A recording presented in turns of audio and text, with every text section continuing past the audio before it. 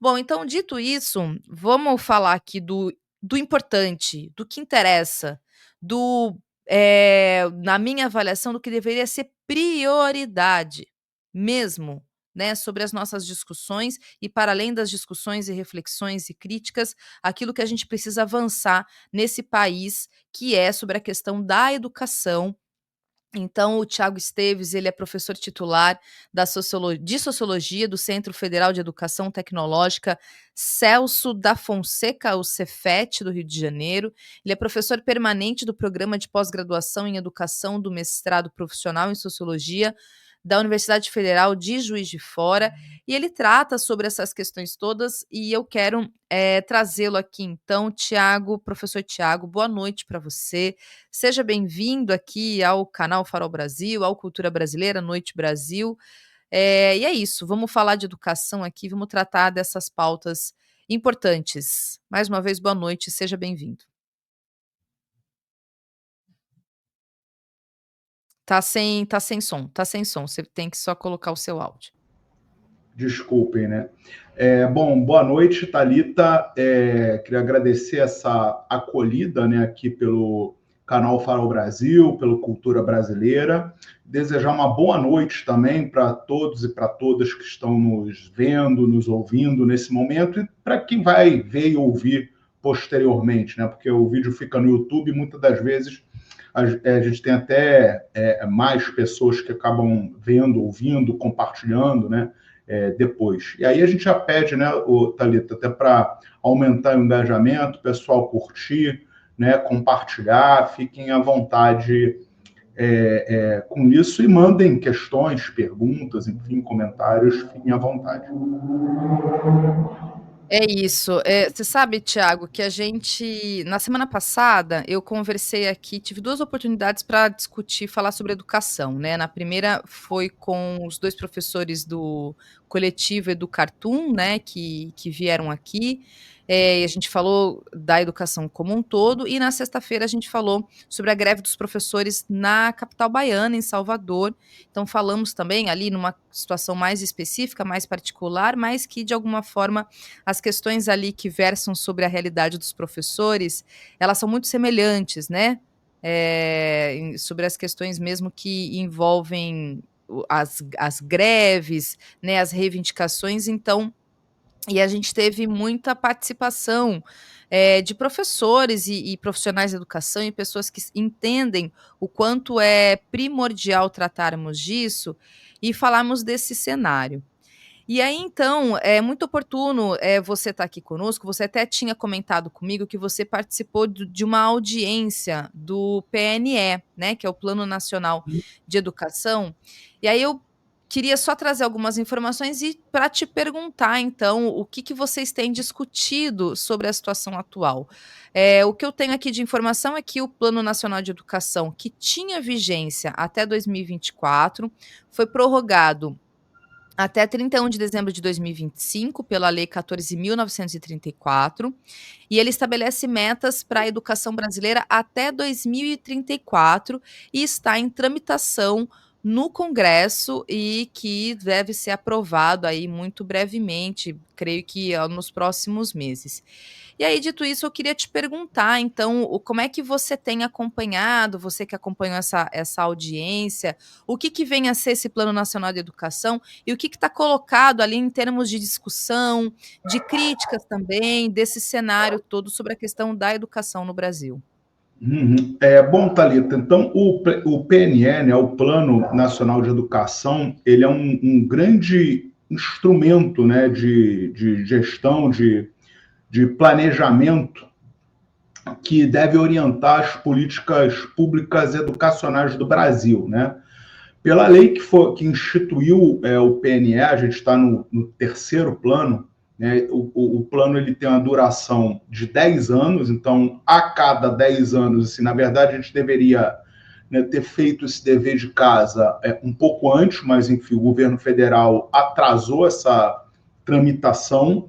Então, a gente deveria ter feito esse dever de casa um pouquinho antes, né, porque o plano tem validade de 10 anos, e ele deve garantir, né, as metas a serem alcançadas no campo educacional, né, tendo uma continuidade, uma coerência das ações educacionais independente do governante de plantão, né? Independente do governo de plantão. Ou seja, por quê? Porque a gente entende, né, enfim, a legislação que cria, estabelece o PNE, o Plano Nacional de Educação, ela entende que a educação deve ser um projeto de Estado, né? Um projeto do Estado brasileiro e não um projeto de governo. Imagine, por exemplo, Thalita, se a gente esperasse algum tipo de planejamento, algum tipo de ação governamental no campo educacional do governo Bolsonaro, né? Ou do governo Temer. Não é à toa, por exemplo, que nesses governos, nesse período,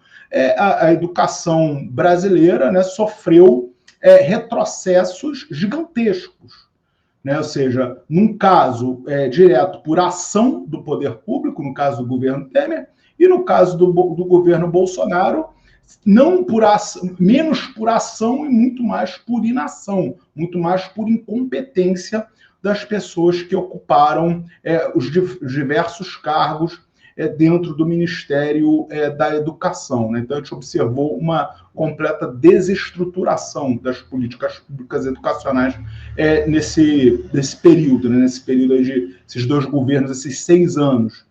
Né? E aí, agora, o ano passado, no início, em janeiro, foi realizada a Conferência Nacional de Educação, que também é uma previsão legal, né, que reuniu mais de 3 mil pessoas, mais de 3 mil delegados oriundos, né, representantes dos movimentos sociais, dos professores, dos estudantes, dos profissionais de educação, se reuniram em Brasília e definiram e aprovaram um documento, né, que, em tese, seria o documento base, um bom documento, por sinal. Nós conseguimos influenciar e aprovamos algumas medidas ali bastante importantes do ponto de vista da qualidade da educação, da equidade da educação, da inclusão educacional. E o governo federal, o governo Lula, o ministro Camilo Santana, pega esse documento e aí, enfim, com uma série de alterações, com uma série de modificações, encaminha esse documento, que não é o documento que foi aprovado na CONAI, encaminha para o Congresso Nacional já em meados de 2024, né? Faltando pouco menos de 6 meses para acabar o ano, né? Diante disso, o Congresso prorroga a vigência do Plano Nacional de Educação anterior, o plano que iria, né, de 2014 a 2024, que, detalhe, Thalita, é um bom plano também, é um bom plano de Nacional de Educação.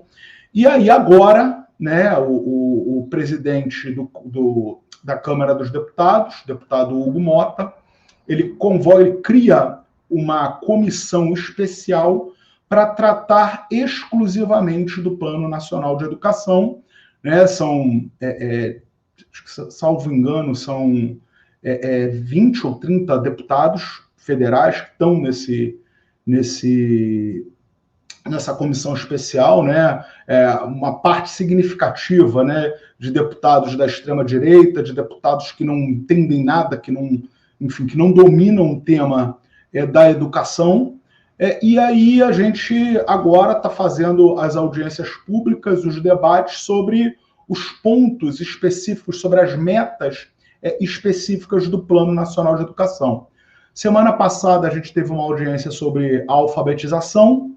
Hoje, essa audiência que eu participei foi uma audiência sobre o ensino médio, né, tratando especificamente sobre as questões relacionadas ao ensino médio.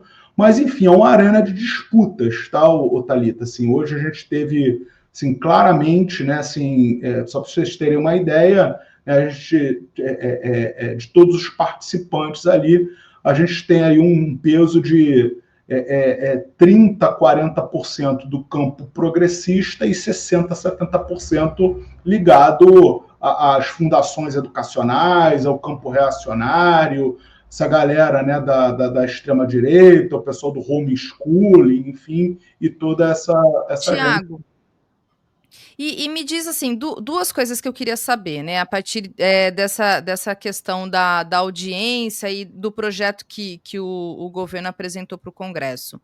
A primeira essa composição, né, que você acabou de colocar, né, de 30, 40% de quem está no campo progressista, né, e que está pensando em educação, e 60% ali entre o campo bolsonarista, extrema-direita e as fundações, né, ou seja, a iniciativa privada que está ali também interessada em fazer essa discussão.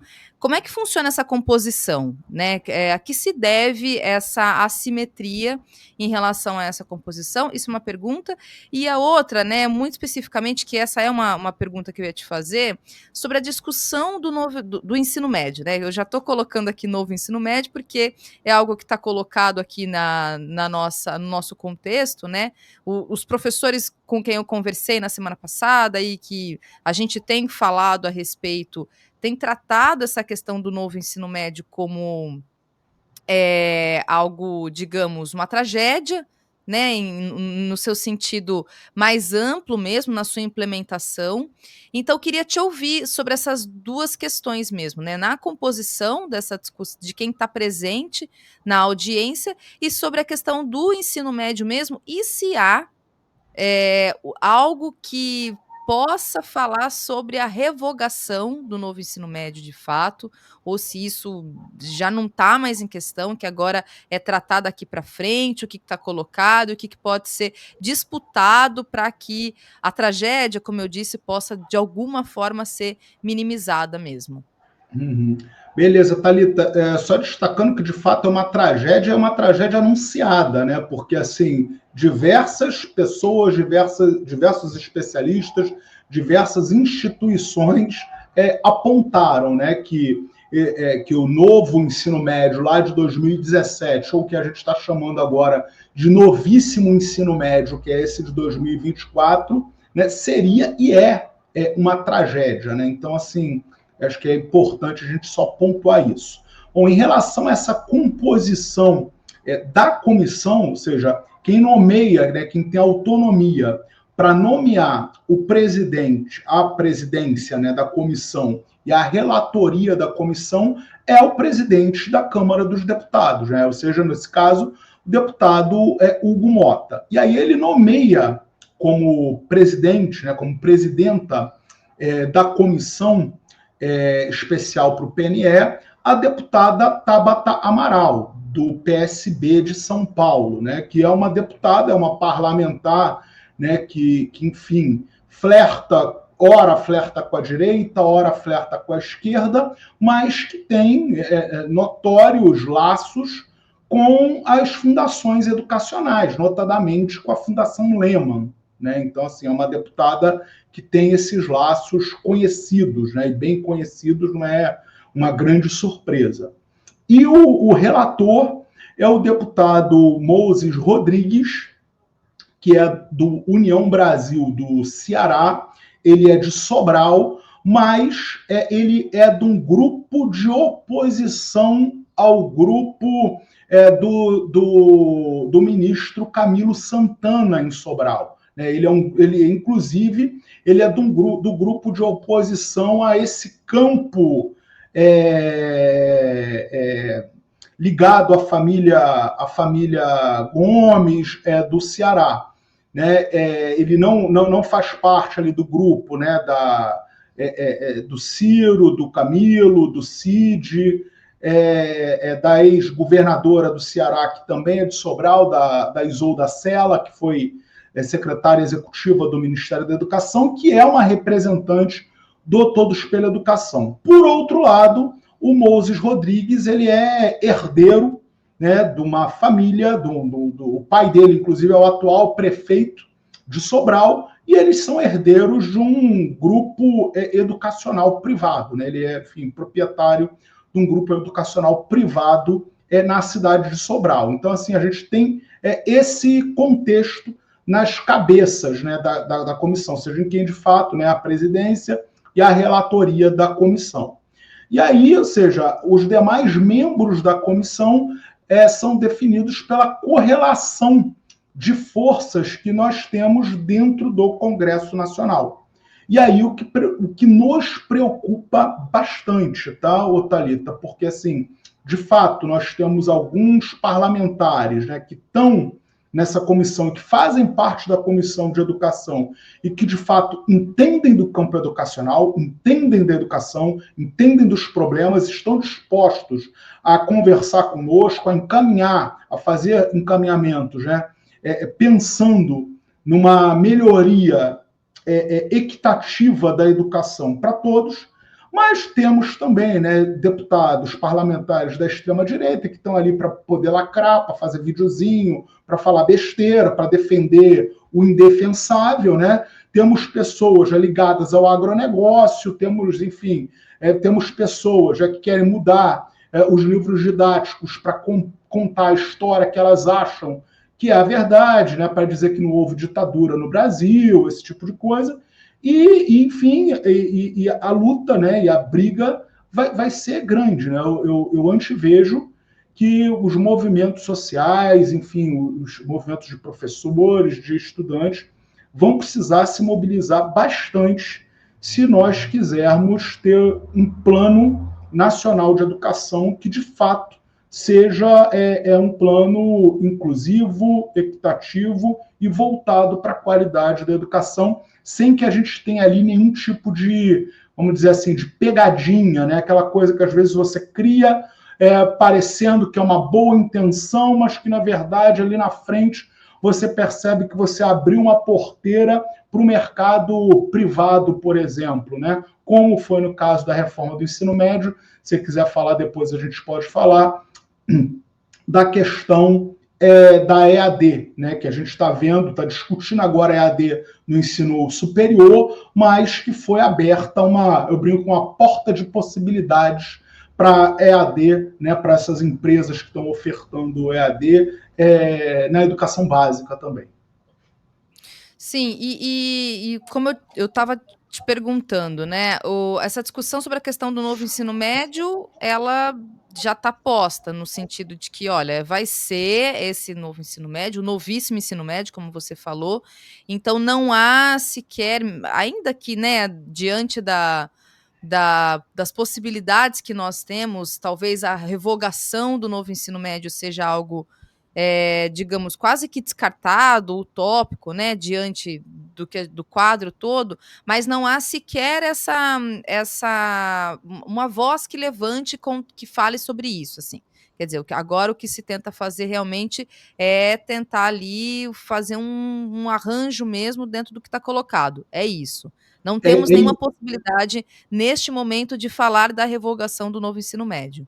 É isso, Thalita. Assim, nesse momento, eu estaria mentindo, estaria vendendo terreno na Lua se eu falasse para você que existe a revogação, né, que existe a possibilidade de revogação desse novíssimo ensino médio, mais uma vez. Né? Assim, é só importante assim, deixar claro para a nossa audiência, porque se foram duas reformas do ensino médio quase que em sequência, né? Foi uma em 17 e a outra em 24.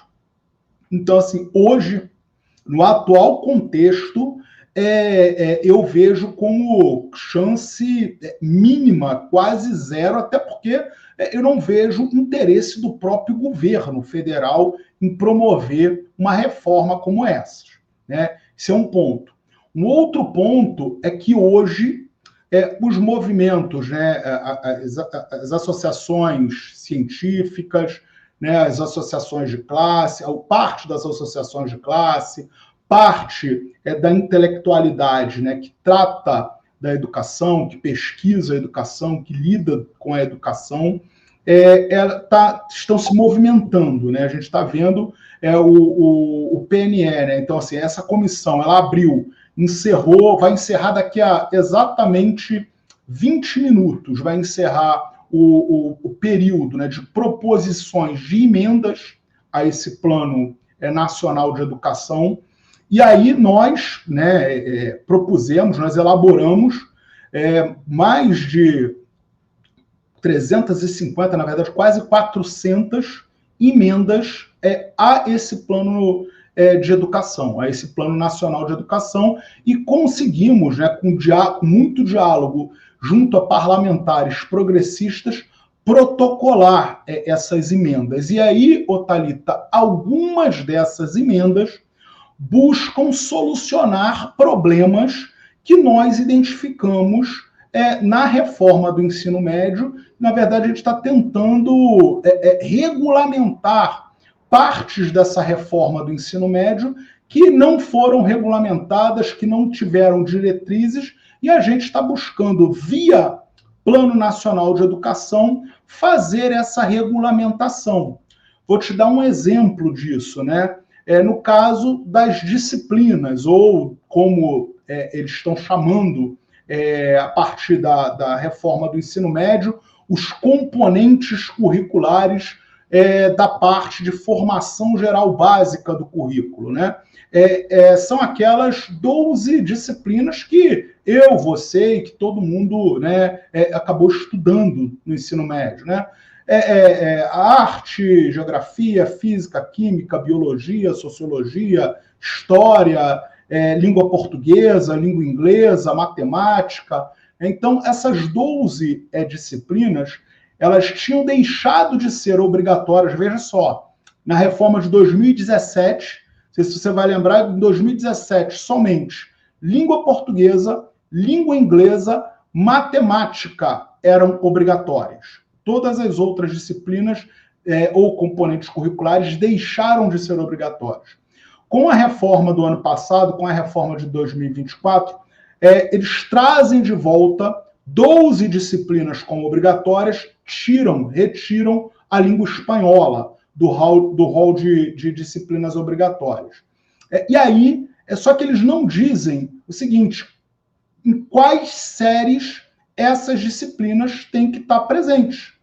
E aí, Thalita, você pode imaginar o que acontece nas redes estaduais, nas redes municipais, enfim, né? Ou seja, a gente tem, hoje, a gente tem, por exemplo, o caso da sociologia, que é a disciplina que eu dou aula, a gente tem estados onde sociologia e filosofia dividem, tá? Ou seja, são 6 meses de sociologia, 6 meses de filosofia em um único ano, em uma única série. Então, nós fizemos uma emenda para constar no Plano Nacional de Educação que os governos devem incluir, né, em todas as séries do ensino médio, todas as disciplinas. Isso por quê? Isso para poder garantir a equidade do ensino. Porque o estudante que está numa escola privada de elite, e eu sempre destaco escola privada de elite, por quê? Porque tem muito colégio privado de bairro que, enfim, custa baixíssimo, que às vezes o pai acaba colocando ali para uma série de questões, né? E que esse colégio, às vezes, tem muito mais a ver, se parece muito mais com uma escola pública do que com um colégio privado. Mas nas escolas privadas de elite, Thalita, os estudantes têm as 12 disciplinas e mais algumas, né? Mais algumas disciplinas de aprofundamento. Por exemplo, eu sei de casos de escolas privadas que os estudantes, além de sociologia, filosofia, história e geografia, têm aula de retórica, tem aula de conhecimentos globais, enfim, tem aula de uma série de disciplinas. Então, na verdade, a gente trazer as disciplinas obrigatórias, né, e fazer com que elas estejam presentes em todas as séries dos currículos de todos os estados e todos os municípios, é garantir a equidade da educação, é garantir que os estudantes mais pobres vão poder sonhar em ingressar em uma universidade pública, ou seja, eles vão poder passar pelo Enem, eles vão poder passar para algumas universidades que têm aqueles processos seletivos próprios. Então, é isso, ou seja, por quê? Porque esses estudantes que estavam estudando no modelo que nos foi imposto, né, por Temer e Mendonça Filho, e depois, de novo, por Mendonça Filho, esses estudantes das escolas públicas, não tendo aula de todas as disciplinas, né, da formação geral básica, eles não conseguiam fazer sequer o Enem. Por quê? Porque o Enem cobra, o conteúdo do Enem cobra todas essas disciplinas. Não à toa, ô Thalita, a gente observou uma queda considerável no número de estudantes que estavam fazendo Enem. Salvo engano, mais de 2 milhões de estudantes deixaram de fazer o Enem, a grande maioria desses 2 milhões de estudantes oriundos das escolas públicas. Públicas, claro. Quando toda a discussão do ensino médio foi a primeira coisa que eu pensei. Falei, claro que isso é para tentar conter os avanços promovidos, né, do acesso, a democratização do acesso às universidades, em que pese todas as questões críticas que se tem sobre essa crítica bastante importante que se faz sobre a manutenção, né, do estudante na universidade, né, toda a questão de corte de bolsas que aconteceu nos governos Dilma, mas o fato é que houve um avanço em relação ao acesso de estudantes oriundos de escola pública às universidades. E aí o que se tem a partir do novo ensino médio é tentar realmente fazer esse retrocesso, né, Tiago? Olha só, eu quero muito falar contigo sobre a questão desse novo decreto da EAD, mas antes, aproveitando só sobre essa questão do ensino médio, eu queria te perguntar sobre justamente a implementação das escolas cívico-militares, né? Te ouvir um pouco sobre isso, porque assim, em 2024, a Advocacia Geral da União, inclusive, ela trouxe essa informação de que é inconstitucional e aí toda uma discussão a respeito desse modelo pedagógico de escolas cívico-militares.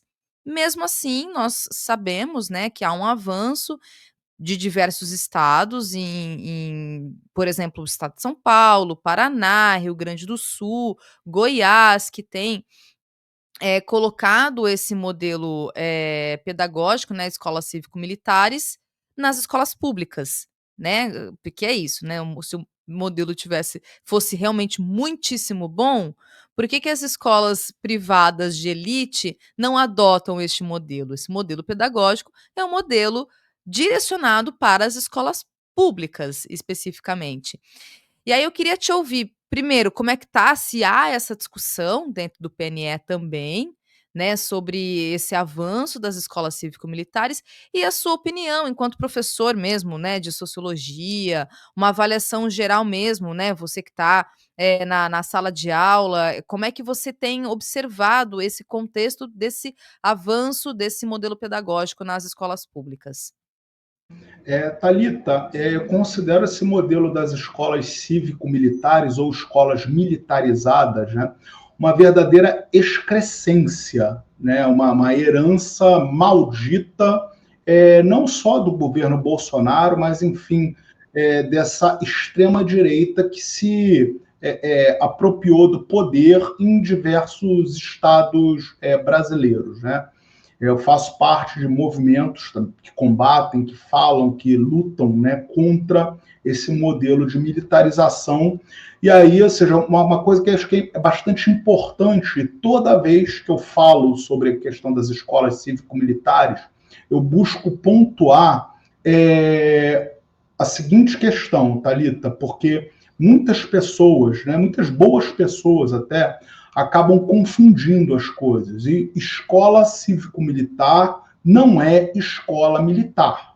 As pessoas, muitas delas acham que colocando os seus filhos, os seus netos, os seus sobrinhos numa escola cívico-militar, estão colocando ela naquelas escolas de formação para oficiais das Forças Armadas, né? Ou seja, que vão colocar ali e os seus filhos, netos, sobrinhos vão virar, né, oficiais das Forças Armadas brasileiras, o que não é verdade. Não é isso.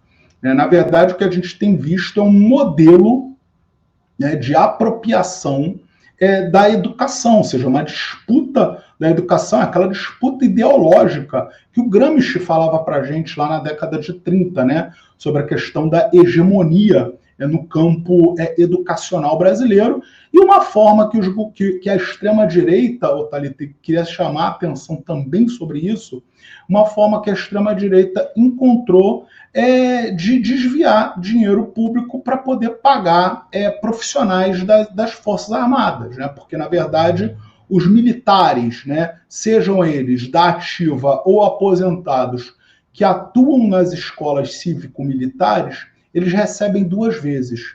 Eles recebem o salário dele de militar e eles recebem as gratificações, uma gratificação que é paga por eles estarem atuando naquelas escolas. Eu cheguei a fazer um levantamento, tá? E um oficial da PM de São Paulo que atuasse em uma escola cívico-militar, ele ganhava mais de 40 mil reais por mês. Tá? Então, assim, disso a gente está falando, ou seja, ainda tem essa questão, né, da apropriação aí da compra, né, de profissionais das forças de segurança, né? Compra literal, né? Você está pagando ali, está dando dinheiro, botando dinheiro no bolso de profissionais da segurança pública, nada contra eles, mas contra o fato de que eles não têm nenhum tipo de formação na área da educação. Se quer trabalhar na Mas educação.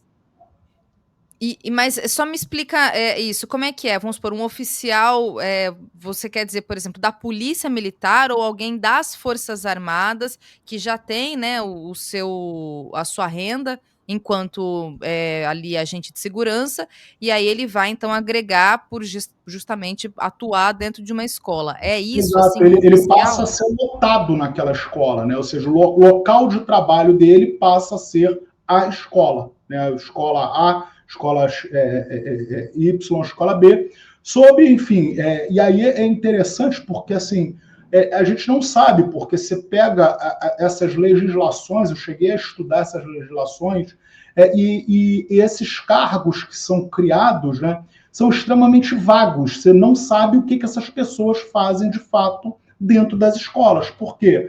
Porque, segundo as legislações, enfim, eles não podem dar aulas, em tese. A gente sabe de casos em que alguns militares entram dentro das salas de aula e tomam os lugares dos professores para darem o que eles acham que é devido.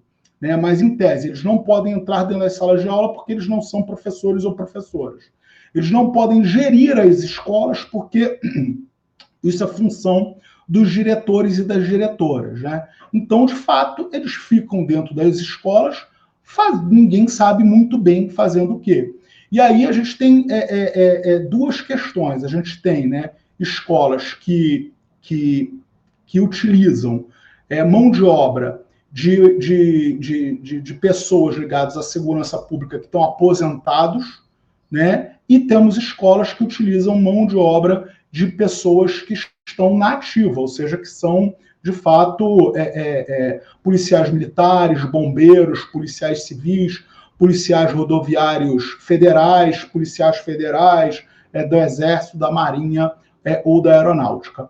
Uma outra coisa que eu acho que é importante a gente chamar a atenção, porque assim, eu tenho uma série de críticas às avaliações educacionais em larga escala. A gente pode, em algum outro momento, falar sobre elas.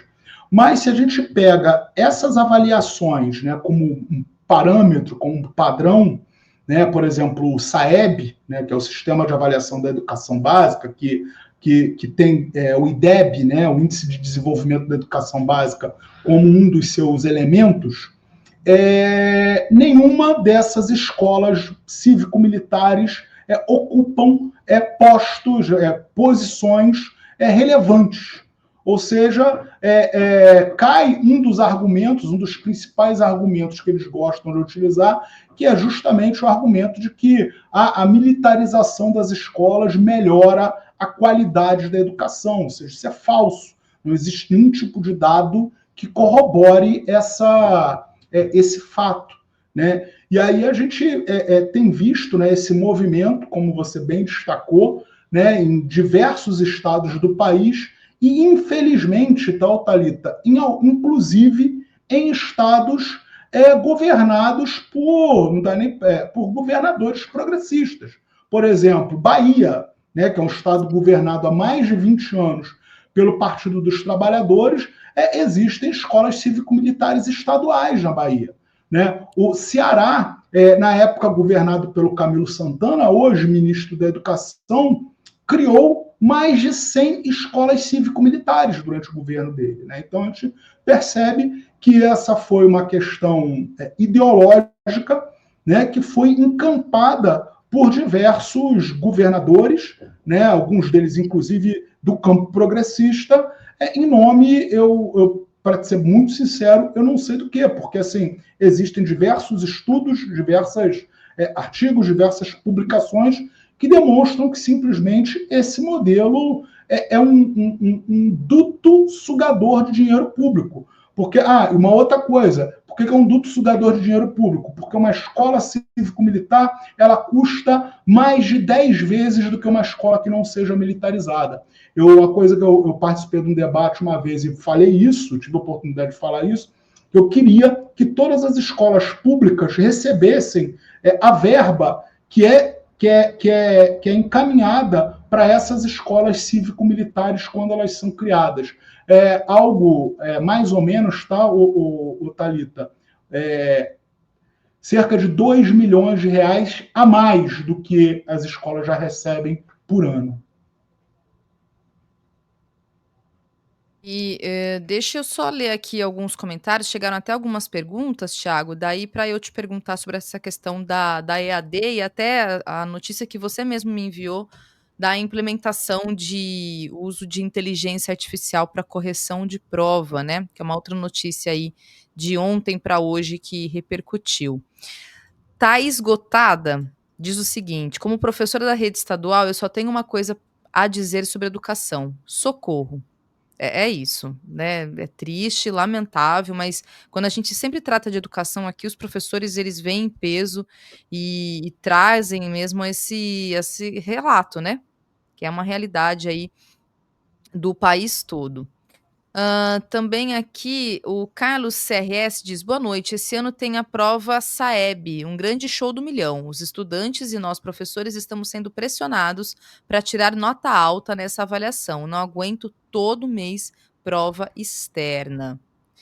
Também aqui, quem mais fala conosco? O Romualdo, essa galera do União Brasil, do PL, que tem ministério no governo Lula, quer tirar o piso da educação e da saúde. Jules Matos pergunta: tendo esse relator, falando aqui acho que do PNE, né, do que está para ser votado, existe a chance de militarizar o ensino médio? Quem mais aqui também que fala conosco? O Alisson Cipriano Pereira. A quantidade mínima de aulas para cada disciplina do ensino médio consta nesse documento? É o meu presidente da ABCS. ABECS. ABECS, isso. Aqui também uma outra pergunta, o Camaradas BB. Professor, qual foi a contribuição da CONAI 2024 para a elaboração da proposta do PNE 2024-2034? Quer dizer, são várias perguntas aqui, professor, então, se quiser escolher algum comentário, posso voltar também aqui essas questões, eu só fui separando e lendo aqui dessas dúvidas que foram chegando. Uhum. Então tá, né? Alguns são comentários, outros perguntas. Caso eu esqueça de responder alguma, por favor, Thalita, você me cobra aí. Bom, então, vamos lá. Em relação à carga horária, né? A gente não fez, né? Ou seja, eu não identifiquei no caderno, né? Que foi protocolado pela campanha nacional pelo direito à educação, uma emenda que trate especificamente sobre carga horária de disciplina, né? Ou seja, a definição, né, de disciplina tem que ter 2 tempos, 3 tempos, 4 tempos. Por quê? Porque isso existe uma outra legislação, né, que concede, que dá esse poder de definição da carga horária às secretarias estaduais de educação e as municipais, né? Então são elas que definem essa carga horária. É por isso, por exemplo, que a gente tem, né, esses currículos. Cada currículo no país é diferente, né? Então a gente tem essa possibilidade. A gente tem estados que determinada disciplina tem uma quantidade de aulas, ou em outros estados uma outra, essa mesma disciplina tem uma outra quantidade. Então, por isso, até porque, assim, se a gente faz uma emenda, se a gente faz uma proposta como essa, ela simplesmente cairia porque seria considerada de cara inconstitucional, né? Ou seja, ela vai de encontro ao que já está estabelecido na legislação. Então, por isso, nós, né, não protocolamos, nós da ABECS, desse coletivo de entidades, né, não protocolamos nenhuma emenda nesse sentido, né? E em relação à militarização do ensino médio, né, e aí eu entendi, não sei se você entendeu diferente de mim, ou Thalita, que ele estava falando de uma militarização ampla, geral e restrita, né? Ou seja, todas Sim, as escolas se tornarem, né, adotarem esse esse modelo modelo. cívico-militar, né? Eu, até o momento, eu ainda não olhei as emendas protocoladas pelos deputados, né, de extrema-direita. Eu ainda não tive essa paciência, né, para fazer. Como hoje é o último dia, muito possivelmente nos próximos dias eu vá fazer isso, né? Mas, enfim, eu ainda não vi nenhum projeto nesse sentido e eu também acho, eu não acho difícil que tenham sido protocolado, mas eu acho seria um projeto inconstitucional também. Então, eu penso que não passaria, não seria aprovado, até porque existem outros interesses, que são os interesses das fundações educacionais, que estão de olho nos bilhões de fundo público que é destinado para a educação. Então, eu acho que a briga ali é outra, né? A briga ali é por verba, por dinheiro, e eles não vão querer fazer isso, né? Ou seja, engessar o modelo nesse sentido, né?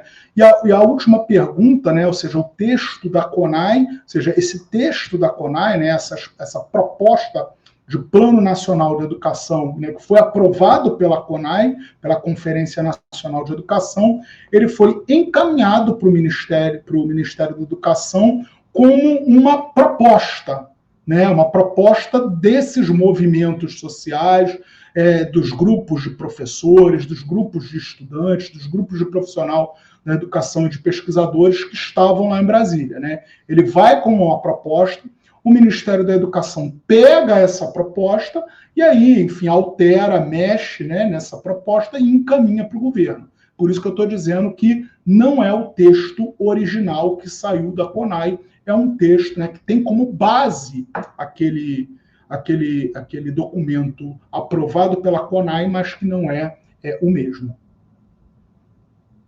Tá certo. Bom, então vamos falar aqui desse decreto, né, que saiu ontem, 19 de maio, sobre a EAD, né, sobre o ensino à distância para ensino superior. Eu até separei aqui, deixa eu ver se eu consigo colocar um trecho, que trata de alguns detalhes aqui das regras da EAD. Acho que eu consigo. Deixa eu ver se a gente consegue, inclusive, visualizar aqui.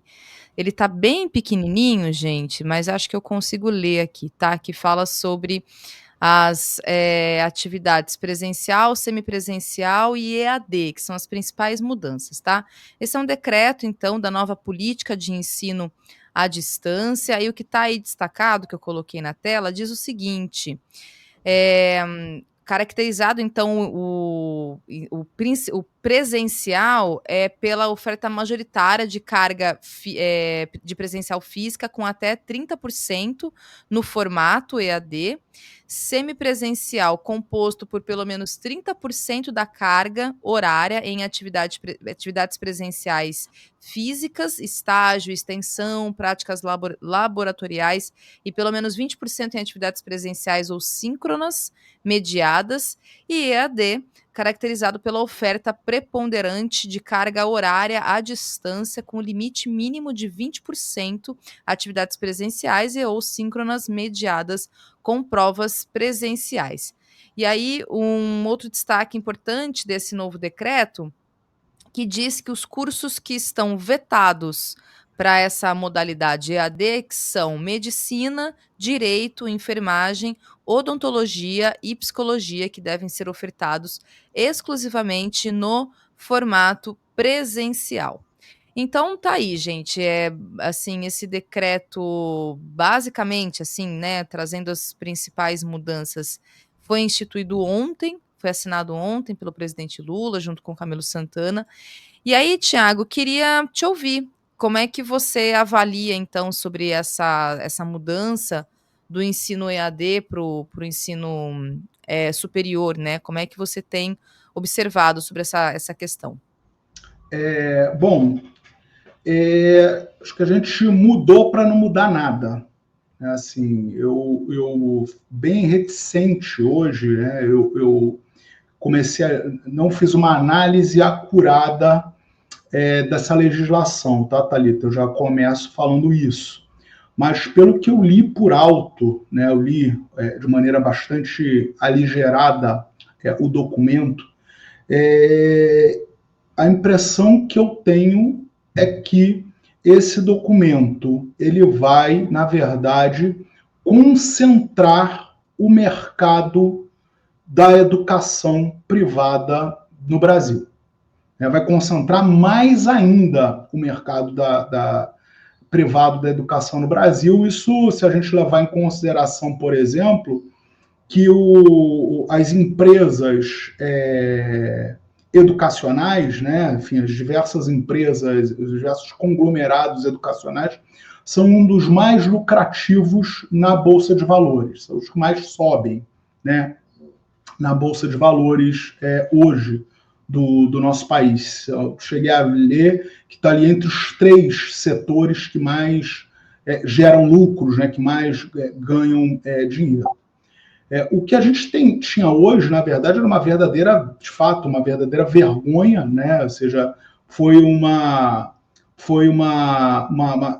completa, mais uma dessas desregulamentações, né, que a gente vivenciou, notadamente, né, desde o governo Temer. Isso não é novidade, tá? Já vinha acontecendo desde o governo Fernando Henrique Cardoso, se acentua, né, nos 2 primeiros governos Lula e no governo Dilma, né, no governo e meio da Dilma. E aí, nos 2 anos do Temer, ele desregulamenta completamente o setor da educação superior EAD, e a gente observa, né, tanto que a gente observa em 10 anos a expansão de 300% do número de matrículas EAD no país, a ponto da gente ter, segundo dados de alguns levantamentos, cerca de 50 mil polos de ensino à distância no país. Ou seja, e aí é bastante comum, né, o Thalita e nossos espectadores, né, vão poder dizer isso, né, a gente observar em diversas cidades do nosso país, né, os mais diferentes lugares, a gente observa ali aquela portinha, às vezes uma portinha de garagem, bota lá do dia para a noite um letreiro, lá, uma faixa, Universidade XYZ, educação à distância, cursos de tal, faça sua matrícula aqui. Né? Aí você olha lá, tem uma mesa, 2 cadeiras e um computador, e aquilo ali se diz que é um polo de educação EAD, né? Ou seja, aulas de péssima qualidade, professores, né, muitas vezes não tem nem formação, né, que aí fazem aquela confusão de tutor, professor, né? Thalita, chegou até o absurdo de aulas sendo reproduzidas, aulas de professores que haviam falecido. Ou seja, o professor morreu e a aula que ele gravou, né, em algum momento, continuava sendo reproduzida para diversos estudantes. Então, você, com esse sistema, né, EAD, você grava a aula de um professor e você reproduz ela infinitamente. Né? Lembrando que é um modelo total e completamente remoto, né? Onde você não precisa sequer ter uma biblioteca, até porque muitas dessas instituições, muitas dessas universidades EAD, eles sequer trabalham com livros, eles trabalham com apostilas. Eles montam apostilas, né, e distribuem para os seus estudantes. Então, você pode fazer uma graduação sem sequer ter que ler um livro, você sequer ter que ler um capítulo de livro, porque você vai ler ali, enfim, uma apostila. Segundo também que eu já fiquei sabendo, muitas dessas apostilas estão sendo produzidas hoje por inteligência artificial, ou seja, você não tem nem que pagar direito autoral para ninguém em cima dessas apostilas, né? E aí o governo federal, diante, inclusive dos dados, se a gente pegar o ENAD, os dados significativos, só para você ter uma ideia, apenas 3 cursos de universidades EAD, todos os 3 de universidades públicas, tiraram a nota máxima, que é 5, no ENAD. Então, a maior parte dos cursos EAD estão ali com nota 1, que é o mínimo, 1, 2 e 3. Né? Então, assim, diante disso, e diante do... Ou seja, virou uma compra de diploma superior parcelada, o Ministério da Educação resolve intervir. Só que, na minha modesta opinião, interviu de maneira bastante precária, visto que, enfim, não trouxe, de fato, algumas questões que seriam bastante importantes. E, na verdade, ainda fez algo pior, e você mostrou muito bem o dado que você traz para a gente, porque eu chamo a atenção que o Ministério da Educação liberou no ensino presencial 30% de EAD. Foi 30 ou 20, eu não me lembro agora, por cento de EAD. Ou seja, até mesmo os cursos... 30%. 30, né? Ou seja, 30. até mesmo os cursos presenciais, ou seja, que eram aqueles que você tinha que ir até a universidade, entrava na sala de aula, né? Tinha ali contato com seus colegas, com o professor. Agora, esses cursos eles vão poder ofertar até 30% de disciplinas, de atividades EAD. Ou seja, vão economizar dinheiro, né? Porque quando você tem uma atividade presencial, você precisa da sala de aula, você precisa de cadeiras, você precisa pagar o professor, as contas, né, daquele espaço. Enfim, você tem um aumento de custo, né? Não à toa, quando você pega esses cursos EAD, você vê aí curso, né, sendo oferecido por R$ 49,00, por R$ 99,00, por R$ 159,00, por R$ 199,00, valores que muitas vezes a gente não gasta com um cafezinho que a gente toma na rua. Então, assim, é algo bastante preocupante e por esse motivo, por essa razão, ou seja, eu acho que essas instituições de ensino de menor porte que vinham oferecendo educação à distância, né, elas vão sofrer, mas esses grandes conglomerados da educação que a gente vê hoje, que estão sendo montados e que já existem no país, vão nadar de braçada nessa nova configuração, né? Mesmo, né, tendo agora, porque, na verdade, assim, uma parte das atividades ela pode ser em EAD desde que ela seja ao vivo, né? Mas isso, para essas pessoas, não tem problema nenhum, eles botam ali os professores para trabalhar, para dar as aulas ao vivo, sem nenhum tipo de problema. Quem vai sofrer bastante são as pequenas universidades, as pequenas instituições de ensino,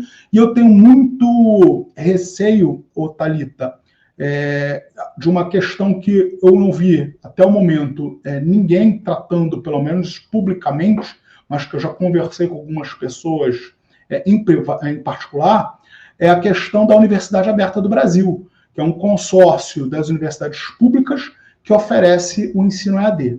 Tá? Então, assim, a gente pode ter sérios problemas de manutenção do modelo de Universidade Aberta do Brasil, e aí você joga o mercado EAD definitivamente no colo do setor privado.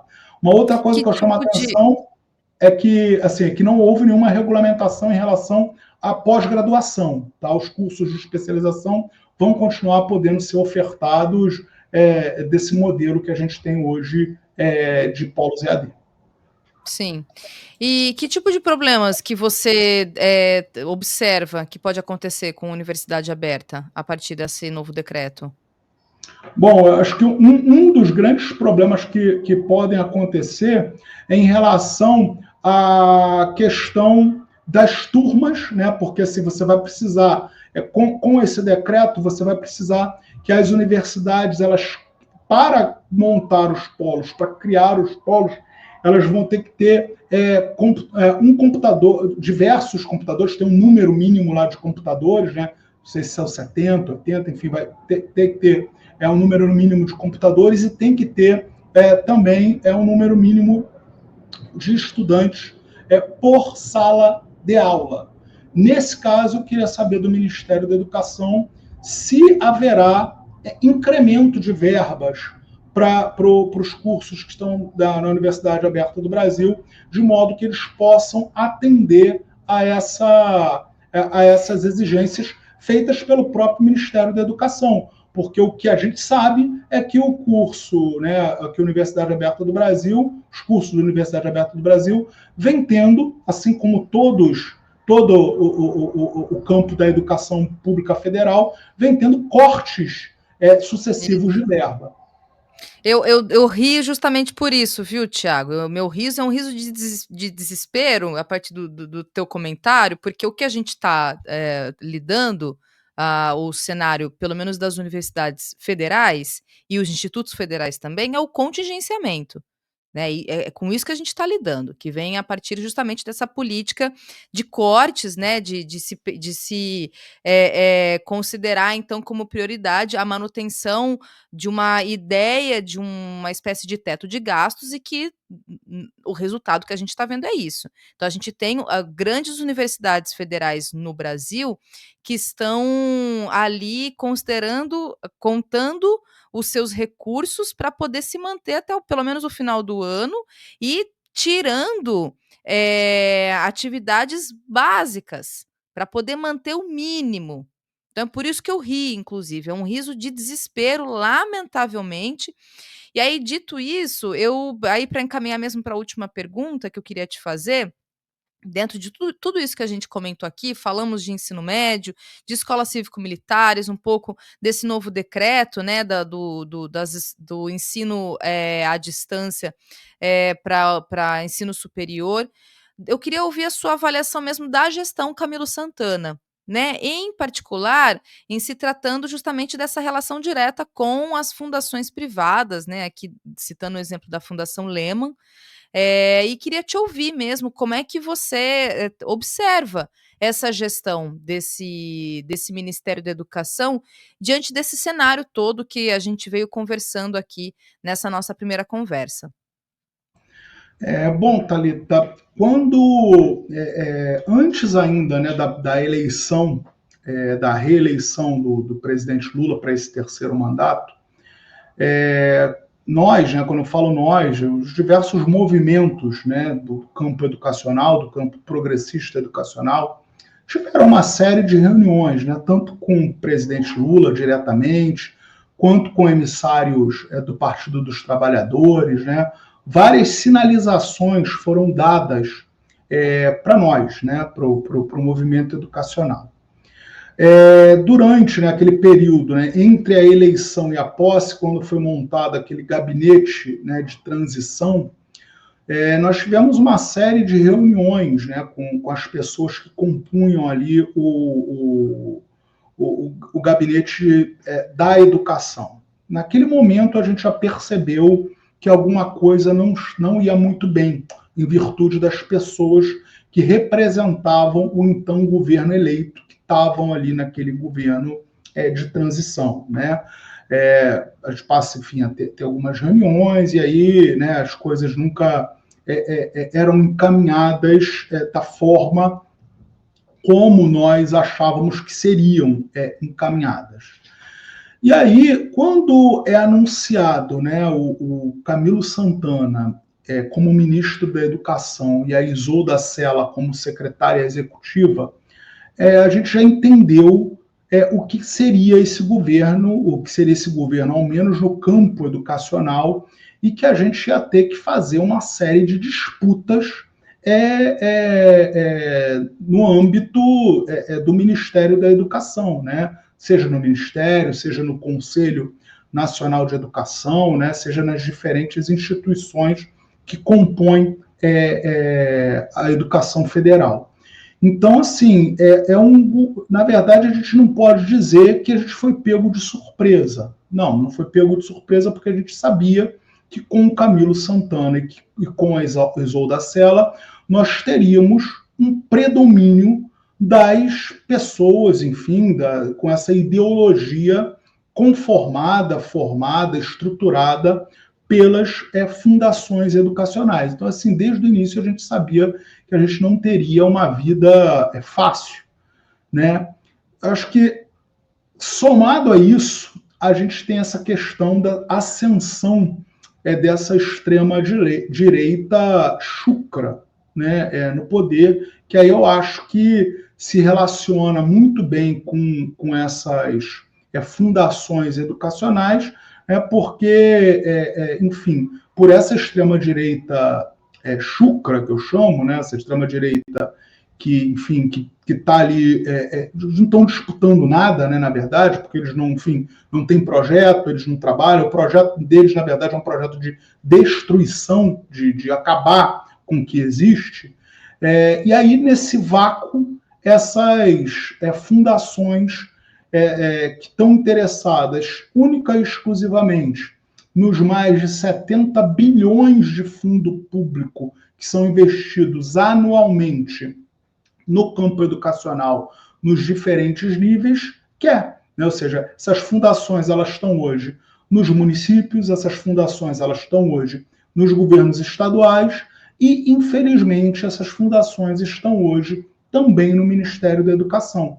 Ainda que a gente tenha, no Ministério da Educação, alguns espaços, cada vez menores, né, mas ainda que a gente tenha alguns espaços de diálogo, ainda que a gente consiga, né, aprovar a muito custo alguns projetos, algumas coisas que a gente julgue necessárias. Então, assim, é muita luta, né, que a gente precisa ter, né, a gente precisa, eu não gosto muito dessa palavra, mas, enfim, é aquela resiliência que a gente tem que ter, e até uma pessoa que está nos acompanhando colocou isso no chat, né? Ou seja, que nós que estamos no chão da sala de aula, diferente dessas pessoas, dessas fundações, né, que nunca pisaram no chão da sala de aula, que nunca deram uma aula na vida, né, que não sabe o que acontece na sala de aula, a gente vê, né, a gente percebe a cada dia que se passa, né, uma crise, uma grande crise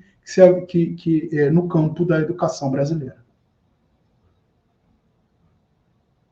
E é isso, né. E o professor, né, Tiago?